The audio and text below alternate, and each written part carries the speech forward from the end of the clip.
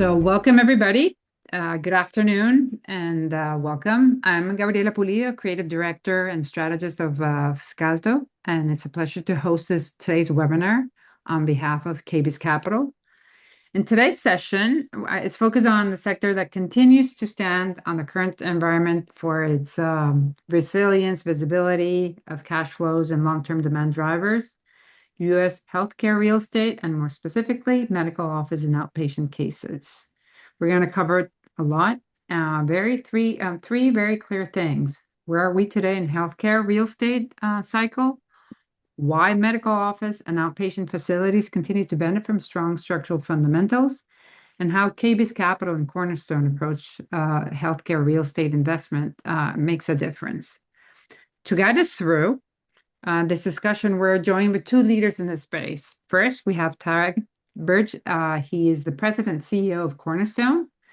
Tag brings over 2 decades of experience exclusively in healthcare real estate and leads one of the most active and respected medical office development and management platforms in the U.S.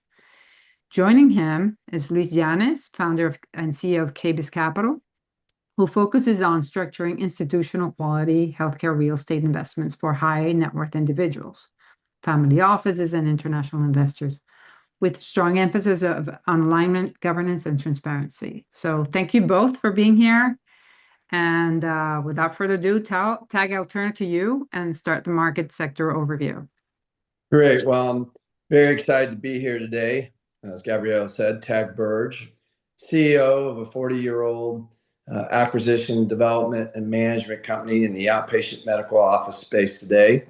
We have worked with KBIS since its inception. We know the principals very well, very familiar with their thorough and deep underwriting, so we're very pleased to be invited to this educational seminar today. I wanted to start with the first slide, which really talks about the growth, and one of the reasons why we're very bullish on the healthcare real estate spectrum. So I'm going to let Louise pull this slide up, and we're going to go through it here. Okay, hold on. I will put this on.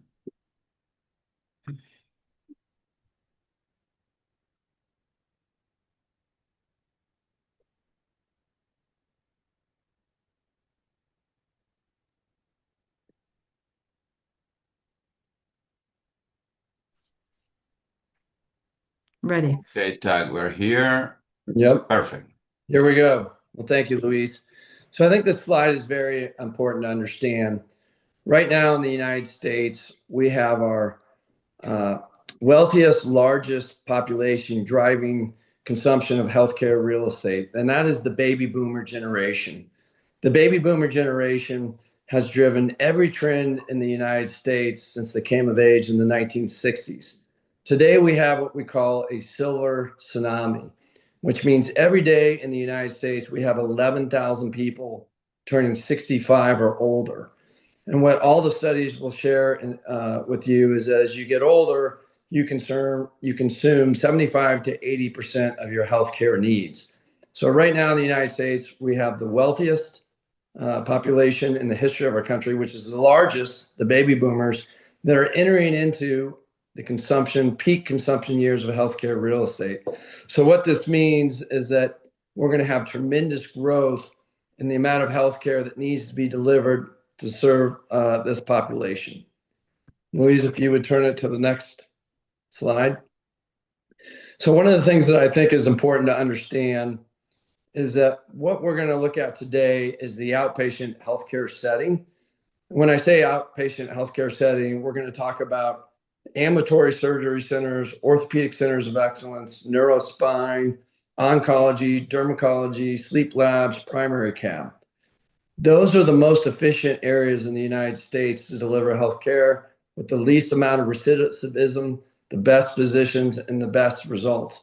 Why is that important? It's very important because right now in the United States, we consume 18% of our GDP with healthcare visits. The only way to curb this growth in healthcare spending in the United States is to move more from the acute care hospital setting to our outpatient setting, which Cornerstone has worked in for 40 plus years. The other thing I would share with you, which is really exciting about this opportunity, is the level of acuity, which is the type of cases that you can treat. I always used to like to use a total hip replacement, which many of us that aren't even baby boomers yet can relate to if you're active in sports. Right now in the United States, if you need a total hip replacement, you can go to your hospital. You can be in there for 3 days, or you can go to an orthopedic center of excellence, which is the type of facilities we invest. It's a 23-hour stay, and it'll be 30% cheaper, and you're going to get a better result. The insurance companies are waking up to this fact that if they're going to hold down the cost, the United States government is waking up to this cost. All these folks are starting to think about how do we service this super large demographic who's going to need more healthcare than they have at any point in their life in a more cost-effective way. And these outpatient healthcare facilities are the answer. Louise, if you could turn to the next slide. So the healthcare real estate market is a very dynamic market. We have been an active participant since 1985. We've fully cycled 9 funds, and I'll talk about some of those return results. I would tell you that we sold almost our entire portfolio in 2020. We sold it to KKR. We weren't very active for a number of years, but we are very active right now. And why are we active right now? Well, cap rates have reached a point, and the debt markets have completely opened up where we can get an 8% current yield. So right now we're able to buy at significant discounts to replacement costs at the highest cap rate that we've been able to buy in the last decade. And our cost of debt has come in at about a 5.3% overall cost, giving us that leverage yield at 65%. We've played these market cycles for decades at Cornerstone, and this is one of the most attractive entry points that we've seen in the last 5 or 6 years. One of the things that we've been able to do that as a part of our investment thesis is that we build large portfolios. We buy projects that cost $15 to $20 million, which Wall Street can't tie up their resources doing. We get north of $250, $300 million, and then we sell these for a portfolio premium, putting the granular deals together with all of our underwriting, understanding, and operational excellence in this space, and then moving them to institutional capital who loves this space but can't tie up their teams at those smaller deals. So we have a great entry point right now, great current yield, deep discount to replacement, and all the macro trends that we talked about with the baby boomers setting up for a great entry point in this defensive, resilient asset class.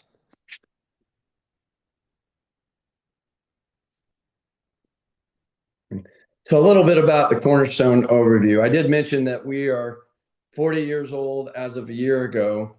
I think it's important to understand that we have a full service operation. We do business in 30 states.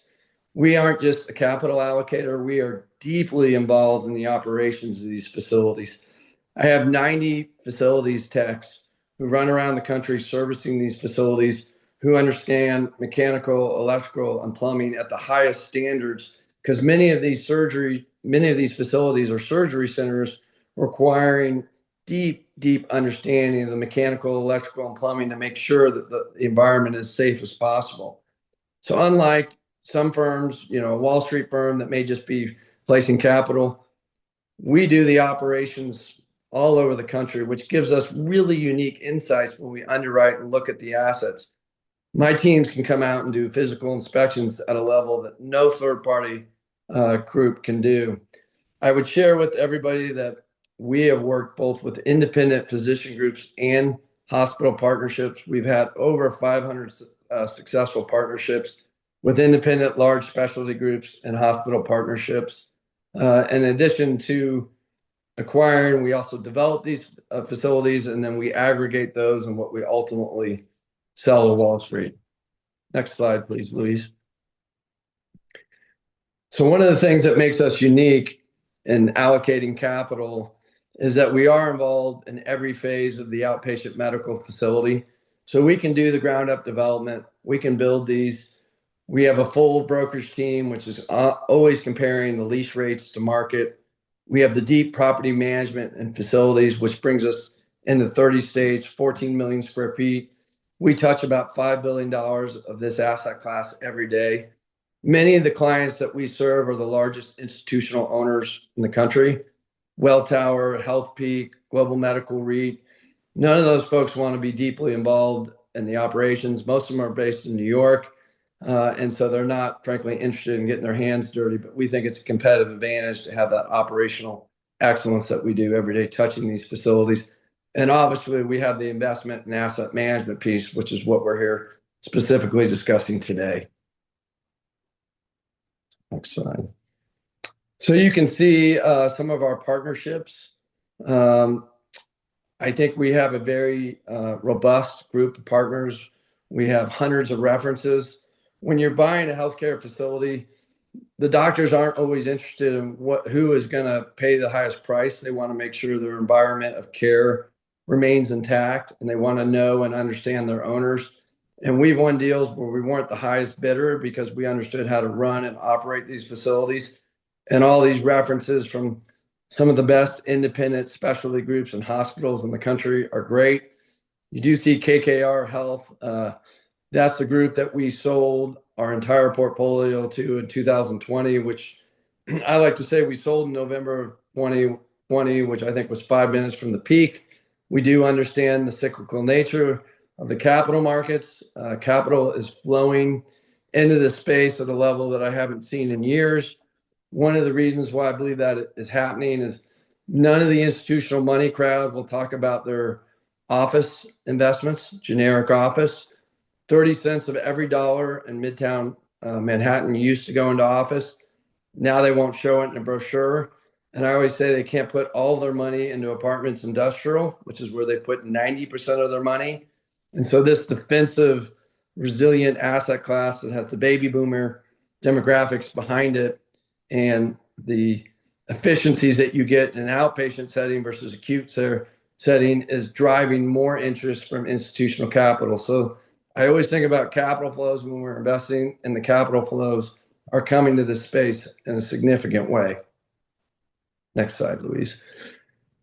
So this is kind of like what our body of work, if you'll see, we fully cycled through 9 funds following that aggregation portfolio strategy. Our IRRs are 31% because we were able to move assets quicker than we had underwritten. A large part of our multiple candidly comes not from the out sale, but from the cash flow. We had a really high IRR and less of an average multiple because I felt like the market was overheated when we sold our largest portfolio in 2020. I feel like the market is at a discount now. This year in 2025, we acquired $100 million of assets in the space and will continue to be very active in 2026 while the pricing is competitive. Go ahead, Luis. Okay. Now I will be very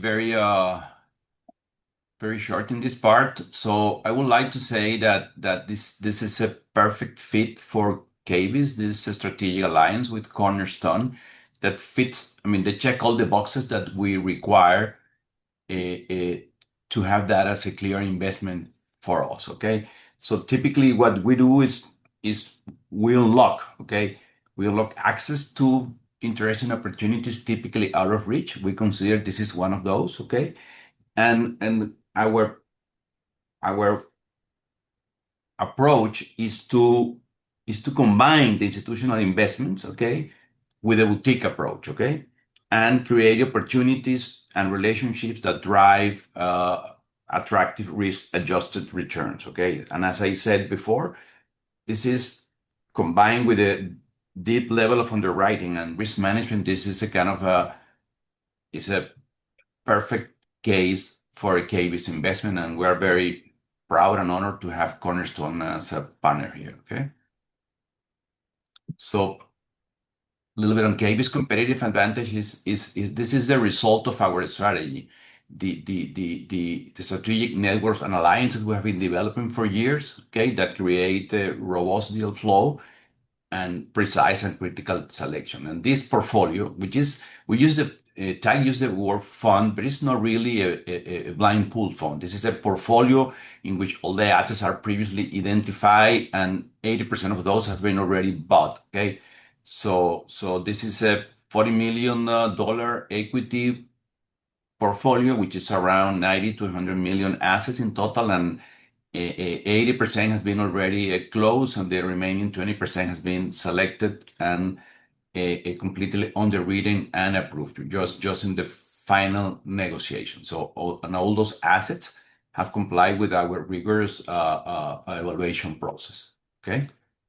So just a little bit on KBIS. Okay. Following that procedure, we have reached a very interesting and attractive average IRR in the past. Okay.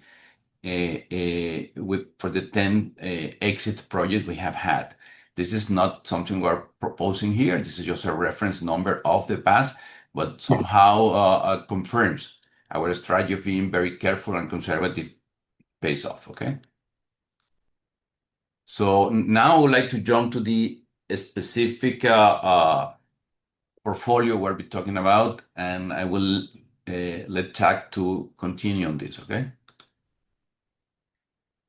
Okay, well, before Jack goes that, I would like to elaborate a little bit more on the alliance. First of all, there has been a long time strong relationship between Cornerstone and KBIS, okay? And from the get-go, we identify a very interesting complementary strength, okay?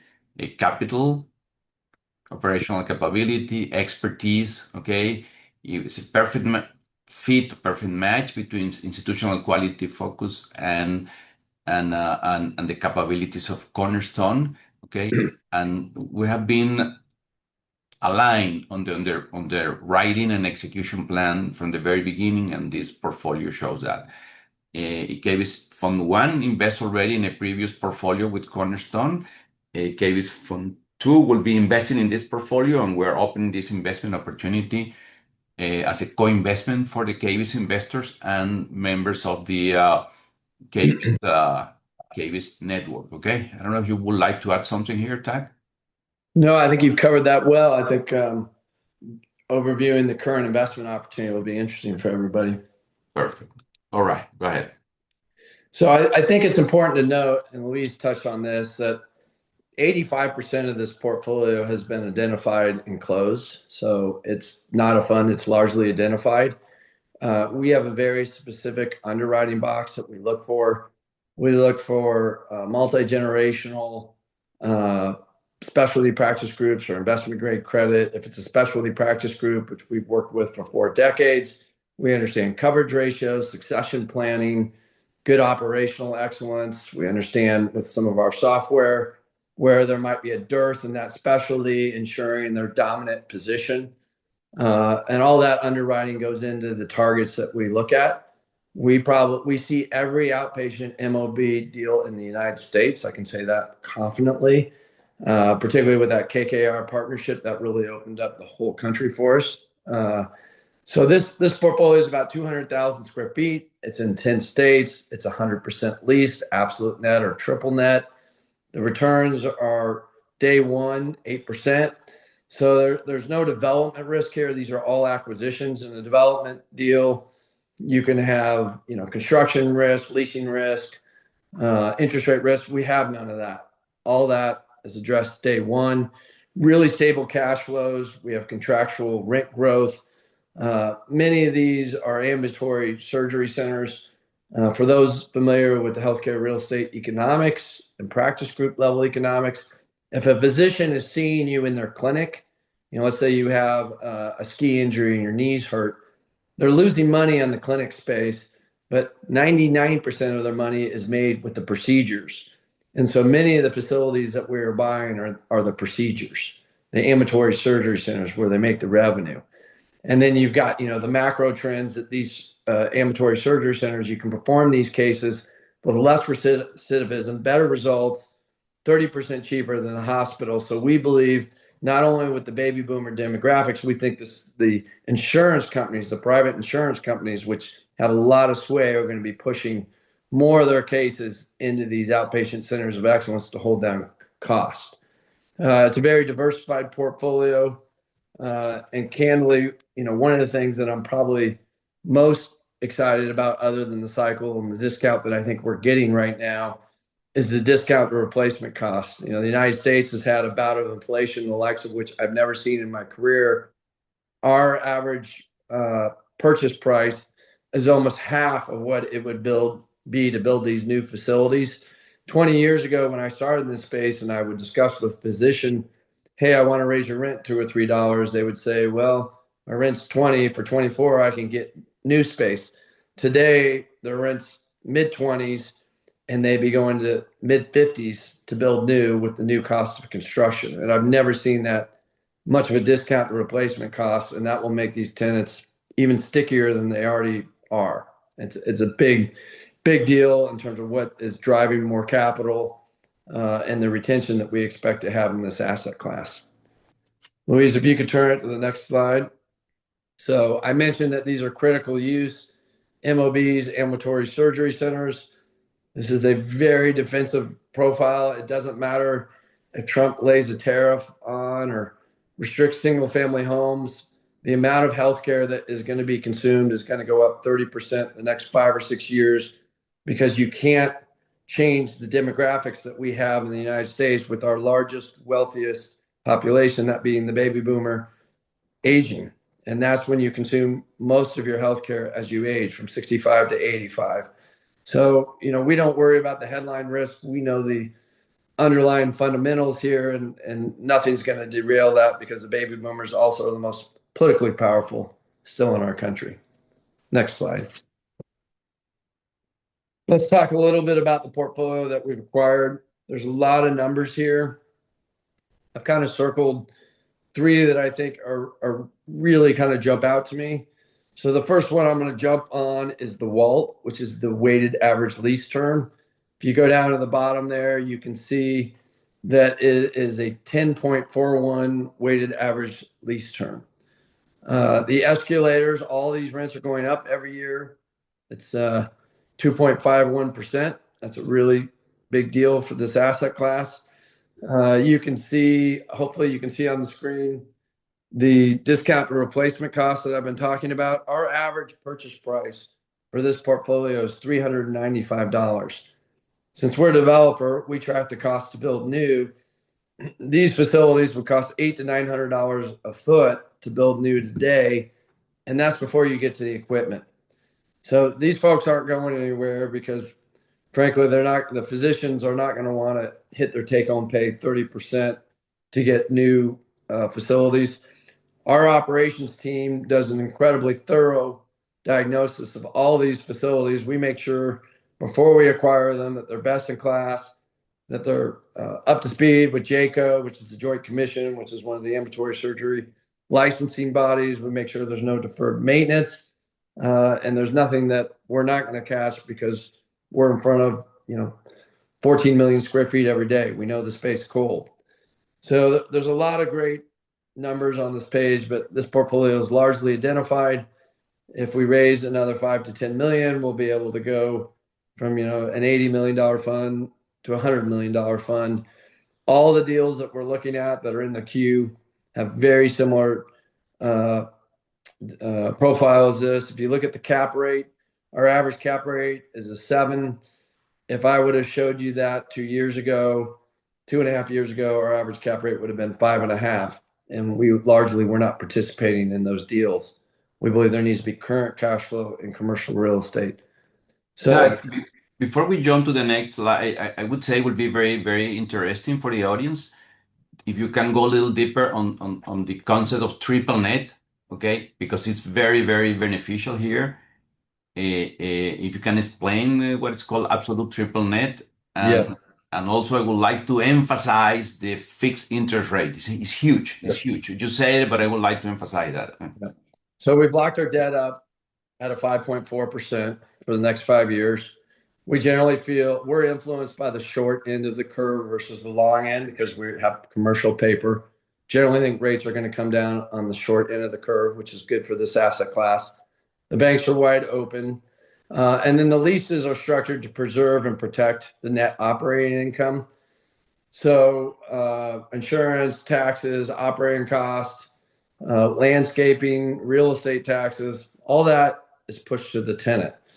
And so, if we have a building that we like, we will always go through the lease and make sure that it has that triple net or absolute triple net structure. A lot of the time it takes us is to make sure that there's no leakage against the NOI, or if it's a great asset, we'll offer them an amendment to make sure that we're pushing all those operating costs onto the tenant so that we're protecting our NOI. So we have 10-year terms with triple net or absolute triple net deals to protect the income that we're all investing in here. You can see on this page. Sorry, Tag. Go There was ahead. to get in the last slide, there was a Mhm. question in terms of WALT. Can you Mhm. recap what WALT is? Yeah, that's the weighted average lease term. Yeah. So the average lease term in this portfolio is 10.41 years, which is what we look for. We look for a long-term commitment from our tenants so that we're protecting that income flow. And it also gives us time to get the portfolio built out where we want it, where we have time to aggregate $300-400 million in assets and then get 35 bidders. When we sold our portfolio in 2020, we had bidders from Abu Dhabi, Mexico City, all over New York, and we had 35 bidders, and KKR was the highest. And that portfolio was 200 million.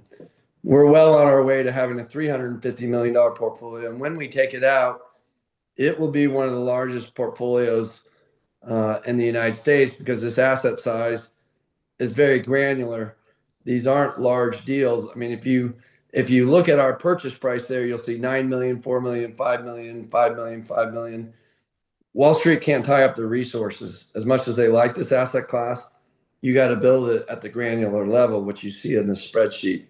And that's why we achieve the premiums that we do when we take it to market. There'll probably be 40 bidders on this portfolio. This and other portfolios that we combine, getting us into that low 6 exit. Great. You can see here that we're all over the country. We go to where the deals fit our box. We are based in Indianapolis, but we have offices in Florida, Charlotte, Michigan, Seattle. So we have offices around the country. I think we're the largest independently owned healthcare real estate, outpatient healthcare real estate in the country that isn't owned by institutional capital or private equity. The investment terms, you can see the 8.1 annual cash rate target, IRR of 14. We never try to push the IRRs. We've overachieved that 9 times, but I think in this environment, good to be conservative. 1.8 times invested capital. A lot of that, frankly, a good balance between cash flow and sale. Estimated hold, 5-year term. If I was to rub the crystal ball, I would tell you that I really think this portfolio will probably sell in 28, 29, but we underwrite to a 5-year hold. Yeah. I would like to emphasize here the 8.1 average cash on cash. This is huge. This is not very common to see this kind of cash from day one, but it's not only the number, it's how stable, how predictable is that. It's because the characteristic of the portfolio. Okay, there's not a lot of unknowns. Okay, most of the variables are under control from day one, and we value that very, very much. Okay. And Luis, I would also share that with the big beautiful bill, anybody paying taxes in America, you will 100% shelter or not pay any income on that income for the first 5 years because you can accelerate the depreciable items, and it'll keep the tax man away from you for 3 to 5 years. So those returns on a post-tax basis, depending on your tax bracket, are more like 11. Yeah, those are the net returns, okay, after all the fees and carries, okay, fees and carry. But for the sake of this webinar, I would like to share that all the KBIS investors okay, will be subject to preferred terms, okay? We will talk that privately, but any one of you that is interested will be giving that preference to our KBIS investors, existing investors, or somebody that would decide to become an investor will enjoy these benefits as well, okay? Okay, on top of that, there are some international investors that may be interested here, and we're offering the tax efficient structure, which is the blocker entity, okay? Mainly to mitigate or avoid the FIPTA withholding, okay, which is probably, according to my knowledge, the most efficient way to handle this kind of investment from the tax perspective for international investors, okay? And well, with that said, you have the QR code here. Anyone that is interested on this specific opportunity, you can follow this QR code, and you will have immediately the offering memorandum, or you can write to us and we can share with you. There's a contact here, okay? And I think we're pretty much on time, Gabriela. No, yes, excellent. So we have time for our Q&A, and that's going to be managed by Luis Andres. It was pretty clear the demographics of the baby boomers outpatients heading forward, the shift to outpatient, and the investment case that you just made. So, Luis, can you go forward and the questions on the from the Yes, audience? yes, of course. Thank you, Tag, Luis and Gabriela. And we have some questions that have come in the chat and in the Q&A section. I'll try to cover as many as possible. But the first one is, can anyone access this opportunity, or do you have to be a KBIS fund investor? I think you're best suited to answer that, Luis. Yes, anyone can access these investments. Of course, with the restriction, have to be accredited investor. Okay, the already existing KBIS investors will enjoy better terms. Okay, because being member of the KBIS family. But anybody who wants to join one of the KBIS funds and get into this investment will enjoy these benefits as well. Okay? Great. Question for Tag, more specifically. How does active mass asset management in this asset type differ from traditional office, retail, or other real estate asset types? I would say that's a great question. I'd say the biggest difference is the regulatory overlay because you're delivering healthcare procedures. So there's multiple bodies, both state and insurance, Department of Health for every state, JCO, which is the Joint Commission for Insurance Companies. You have to really understand and be able to evaluate the quality of the surgery centers. So our people who have been, building, operating, and running ambulatory surgery centers for 40 plus years are uniquely qualified to help our financial teams allocate into the space because they're able to evaluate these centers and making sure that we're investing in the best centers of excellence. We're in an office, a generic office. Are you collecting rent? Are you doing the basic maintenance? So a much different level of expertise required in outpatient ambulatory surgery centers.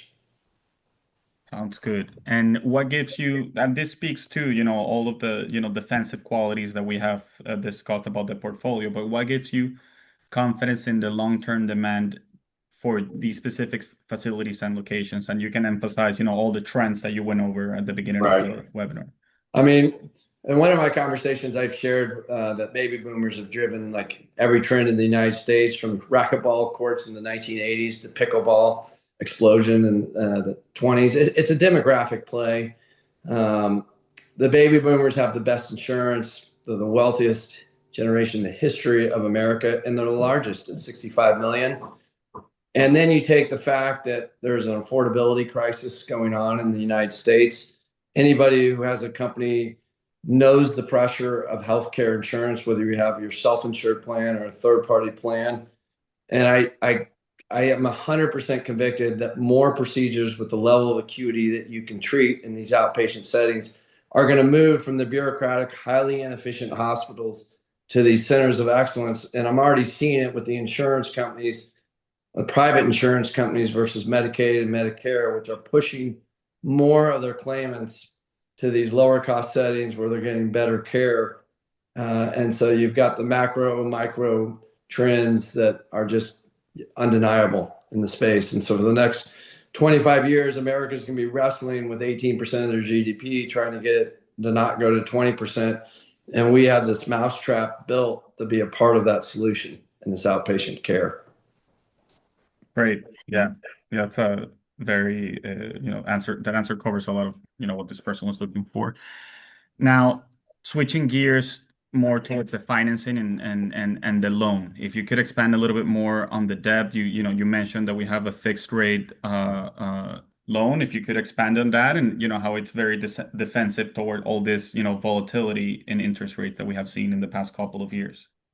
Yeah, I mean, I think the spreads have really come in. Our debt is pricing 190 over SOFR, which today would be 530s, 535.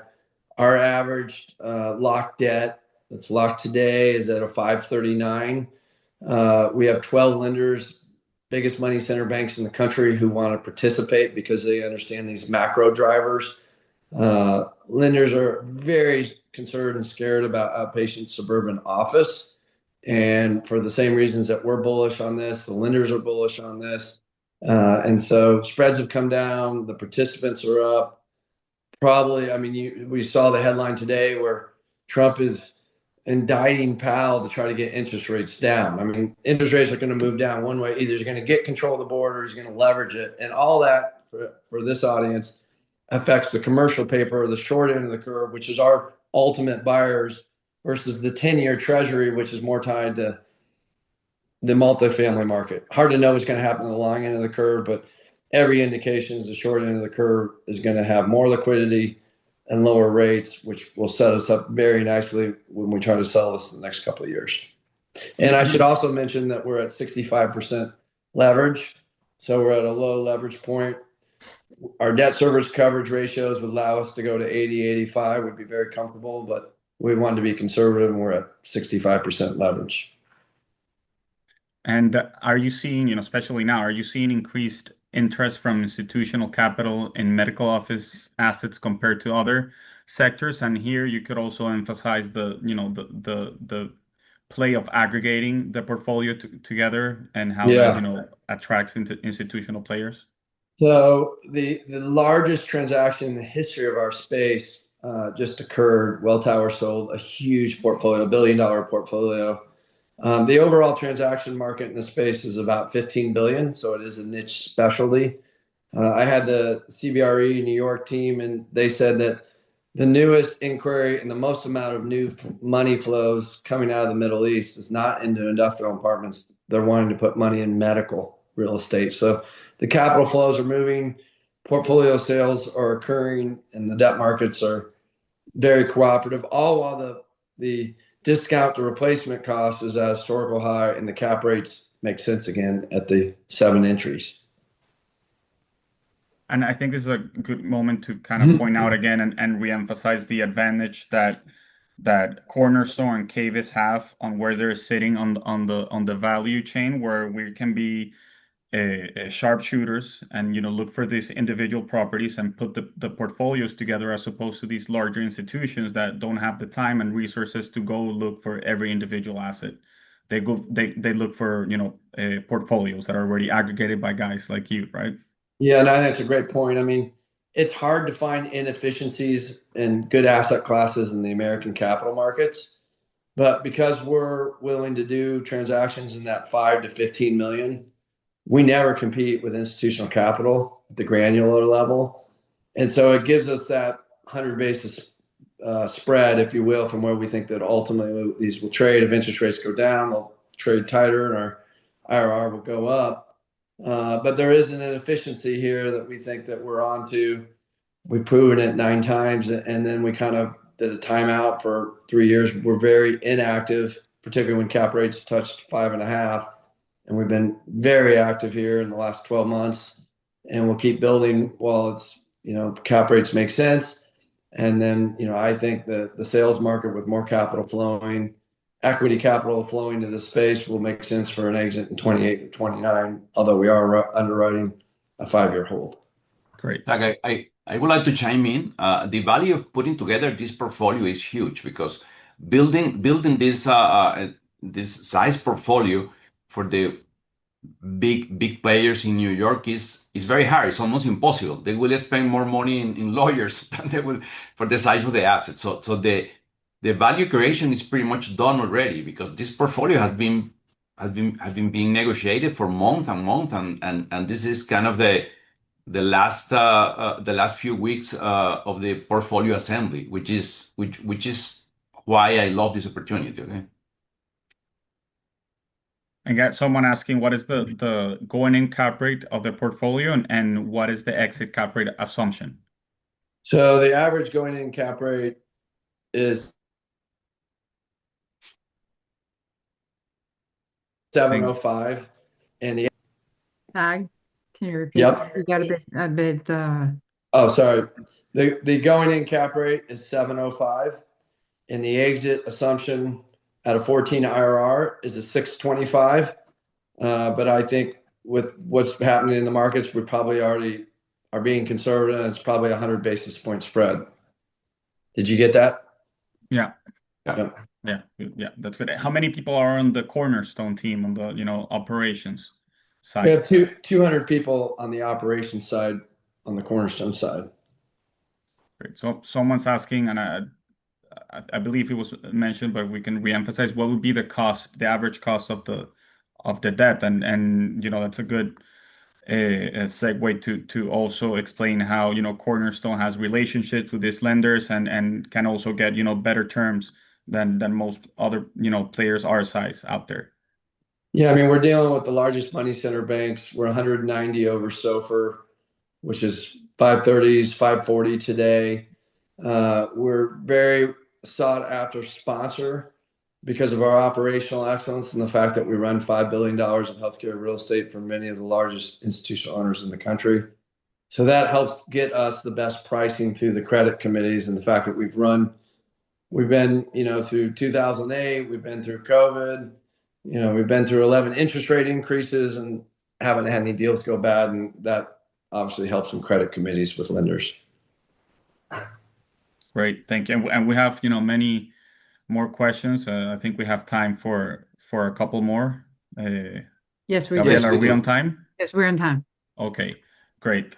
So someone's asking, I guess the 8% cash on cash caught their eye, right, on the Yep. return side, and they're asking if that's net to investors and if that's the actual cash on cash that the investor can expect to receive yearly. That is net to investors. We pay it on a semi-annual basis, and that is after all expenses, asset management fees, property management fees. That is the net to the LPs. Great. Were you going to say something, Luis? No. I was just going to confirm what Doug said. Yeah. So what is the minimum ticket, Luis? I guess this is good one for you to chime in. The minimum ticket is 250, but we are open to conversations. Somebody come with a specific proposal, but in general it's 250. Yeah. Sounds good. And the average ticket we expected be much larger than that, but we would love to open relationship with some smaller investors. Yeah. And why is the cash on cash and yield better for U.S. investors than for the offshore investors? Is that because of the blocker structure? Exactly. Yeah. So for the offshore investors have a specific a legal structure to be able to invest offshore, and that has some maintenance and legal expenses that create a little friction with the returns, but very minor. Yeah, I would say, I mean, I would like to emphasize that the cash on cash will be very similar for the international investors. All depends on the friction of the legal expenses, but for the sake of the investment decision, is most likely will be immaterial. Okay, yeah. Remember, we want to use a portfolio loan, and the distributions will be won't be subject to any withholding from FIRPTA. That's the value of this blocker structure we're offering to our international investors. Okay, sounds good. We can jump on to the next question. Interesting one here. Given some of the properties are a sale leaseback agreement and have private equity involved in the credit, are there risk of a steward NPT situation arising?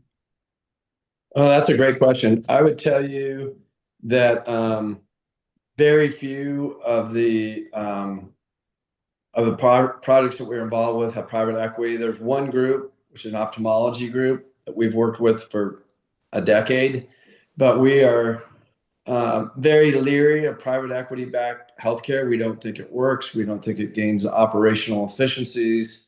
We don't think it puts the patient first. So I bet in our overall portfolio, right now we own about a $250 million portfolio. I bet less than 3 to 4% is private equity-backed groups, and of that, most of it's ophthalmologists. And the current trend is there's a lot less private equity going into our space, which we're pleased about because the operational efficiencies that they thought they would derive, a lot of it kind of peaked in 20 to 22, but have not materialized. So those deals are slowing down significantly in the marketplace. Okay, sounds good. I got another interesting one. So, what are some of the downside risks that are, in the asset class and in a portfolio like this that are present there, and how does Cornerstone and KBIS mitigate them and make this portfolio so defensive towards those risks? So I'll start out, and Luis may have some other things you want to add. I mean, candidly, one of the risks that I've seen in my career in healthcare real estate is that the physician group would want to relocate at the end of their lease. And when the rent premium was 10% to move, there wasn't a huge barrier. In fact, you could even say there was maybe an incentive. But going back to what's happened in the United States, which is really the first bout of significant inflation most people have experienced, unless you were working, in 1979, which there's less and less people that were fully in their career in 1979 in this current group of people, professionals. And so the biggest risk is that you would, for $3 or $4 a foot, you go get brand new space somewhere else. Well, that risk, which is one of the things I'm so excited about, is largely or almost completely mitigated because you have almost a $400 discount to replacement cost. And physician wages, although they're great in the United States, they're not growing at a pace to absorb that kind of hit. We usually look for a 4 times EBITDA coverage, and we know what those kind of higher rents would do to it. So that risk is largely mitigated, but it has been a risk in the past. The other risk, which is real, is that you don't underwrite your physician credits well. We've been underwriting physician credits for decades because we've done so many deals with physicians. If you get a group that doesn't have a good succession plan, it's too small. The case volume is concentrated in a 60-year-old male or female who might retire. Those are all red flags and frankly cases that we don't invest in. We look for broad succession planning, broad ownership, broad dispersion in the case volumes, broad ownership in the operating level of the ambulatory surgery center. Because keep in mind, when we buy the real estate, there's still an operating company inside of this that we have spent a ton of time underwriting and understanding their trends. So there is a risk in the physician credits, but we've been very, very thorough and diligent on that and have had great success mitigating those risks. Yeah. I would like to add a couple of things, Tag, is the major systemic risk of changing of the behavior of the society is not here. I mean, the work from home phenomena won't happen here. I mean, you always need to be in a physical place to do ambulatory surgery. So this is huge. The demographics you explained is a huge thing. But I like to emphasize the the concept of a sticky tenant. I mean, these doctors will not move. All their patients are around there, okay? And then if we go to the financial side of the business, I mean, the fixed interest rate, I mean, banks typically do not supply this fixed interest rate for these kind of deals, but we have what is called a swap agreement, so it's become a fixed interest rate, which is very important, okay? But on top of that, it's a diversified portfolio, okay? So that's why I say it in my intervention that I think this is a kind of a portfolio that check all the boxes for KBIS because it's a great risk-adjusted returns. And what is a down risk? It's a systemic risk, is my opinion. Okay, I think this is it won't be wise to say there is no risk. There's always a risk, but in this case, I would say it's minimum risk, minimum the project risk, and we will live with a systemic risk, which is, in my opinion, is very low now. Okay. And one thing I would point out, Luis, is that we tested, the resiliency of this asset class with COVID, because that was like the one time that patients who had a need literally couldn't come to the office. And we had no bad credits. We survived it extremely well. And after 3 or 4 months, they figured out how to get patients in because the need was so extreme. But the no one walked away from their facilities, even at COVID, which was probably one of the greatest stress tests of this asset class that we could ever have dreamt up, where you literally the patients could not walk in the door. Getting to your point on systemic risk. Yeah, we've been part of that outpatient during COVID and after. So not part of the baby boomers, but part of the Yes. No, but Luis, do we have any more questions?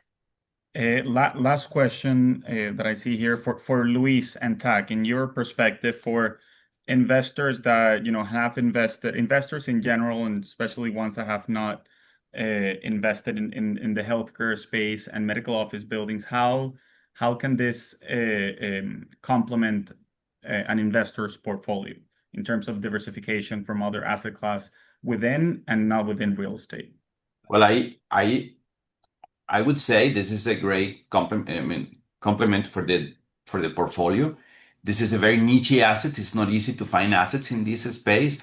But when you combine the reliability and stability of the cash flow, that really impact favorably on the reduction of volatility of the portfolio when you add this kind of these kind of investments in your portfolio. I think it's going to be this is not a huge upside, okay, but it's a big impact on the volatility of the portfolio of anybody that includes that some percentage of that in their portfolio. I like to say we're trying to hit singles or doubles. It's like a bondable payment with real upside depending on what happens in the interest rate environment on the short end of the curve.